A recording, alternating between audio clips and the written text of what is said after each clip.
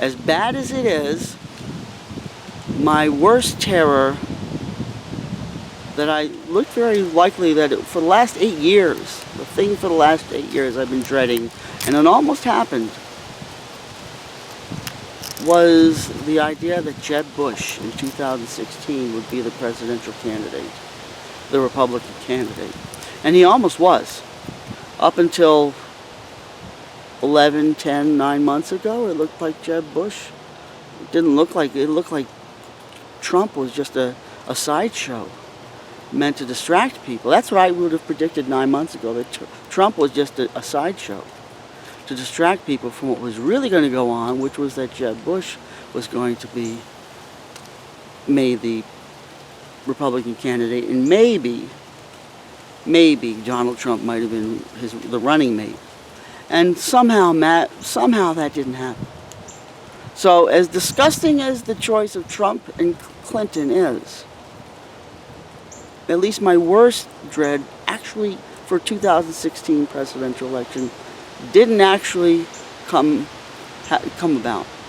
And for 8 years I've been like, oh my God, they're gonna.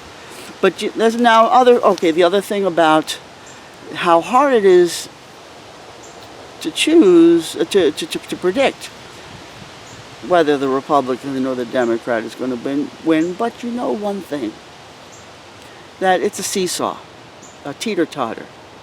They go up this one, and then the other one going to go down, and the other one goes up. That's the way they play the game. So you had 8 years of Clinton, then they went and they rigged the elections, and George Bush got instated as president, even though he was not popularly elected, and probably not even probably legally elected, whatever. They made George Bush president for 8 years, 2 terms. Then the seesaw went up again, and Barack Obama, Democrat. So you think that Clinton has it in the bag, but the way the game goes, the ebb and the flow, there's the way it's designed, I don't know, that they take turns. So you've had 8 years of Obama, and just for that reason alone, there's this chance that now Trump will become the president because of the teeter-totter. Or, who knows, even Hillary Clinton gets... The chance that Hillary Clinton would be able to serve 2 terms as president, I don't know about that. She's got all kind of health problems, for one thing, let alone everything else that can screw up, go wrong, and that she herself can screw it up. So, those are the 2 basic things I wanted to mention. The teeter-totter, the Republican, Democrat, Republican, that's the way the game is. It's like a pendulum on a clock, One goes up, the other goes down, it goes like clockwork. And the other thing was the Jeb Bush thing. What the hell, the Bushes are doing and pulling the strings. The chances are the whole Bush clan and their whole bunch of crooks are pulling the strings behind the whole Clinton and Trump marionette show. So the idea that they're out of the picture, they're out of the frame, they're out of frame, that doesn't mean they're out of the picture. And doesn't mean that they're not pulling the strings. But at least it's not this blatant dread, this terror that I had that, oh God, 2016 Jeb Bush. The idea of Jeb Bush president, to me, is more terrifying than the idea of Donald Trump or Hillary Clinton.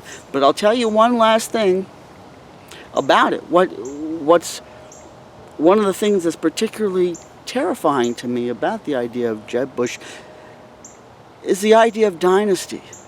The idea that George Bush became president 8 years after his father was in office as president. The notion of dynasty there, and that's part of my great objection to Hillary Clinton. Because as bad as Donald Trump is likely to be, or would likely be, possibly, who knows, as bad as he might possibly be, or he might not be as bad as you expect him to be, but as bad as he has the potential of being, at least Donald Trump as president wouldn't be this terrifying notion of dynasty that Hillary Clinton, who already spent 8 years in the White House as First Lady with Bill Clinton, if she gets elected, that means 8 more years of Bill Clinton. Well, 4 more years at least. 4 more years of Bill Clinton being back in the White House as first man. And Hillary Clinton, who's already served 2 terms she's already spent 2 terms in the White House. And I'll tell you something. We have the 2-term limit for presidents in the United States. It was a tradition for a long time. From George Washington, it was a tradition. And then after, the one person who exceeded 2 terms, Franklin Roosevelt, was elected 4 times. He only served like 3.5, no, or even less than, a little more than 3 terms. He only served about, 13 or 14 years. No, was it 12 years? 33. Yeah, Franklin Roosevelt only served about 11 or 12 years. But he was elected 4 times. And after that, they made it official law. There's a 2-term limit.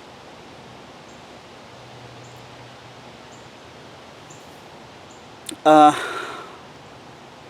think that the presidential term limits should be extended to anybody that's in the White House, whether they're the vice president or the first lady. If you spent 2 terms, you spent 8 years in the White House, that should probably disqualify you from running again. Which means, if that were the case, Al Gore would have been disqualified from running in the year 2000. Would have saved him a lot of grief and money. Because running, even though he got the most votes, didn't do a damn thing for him anyhow.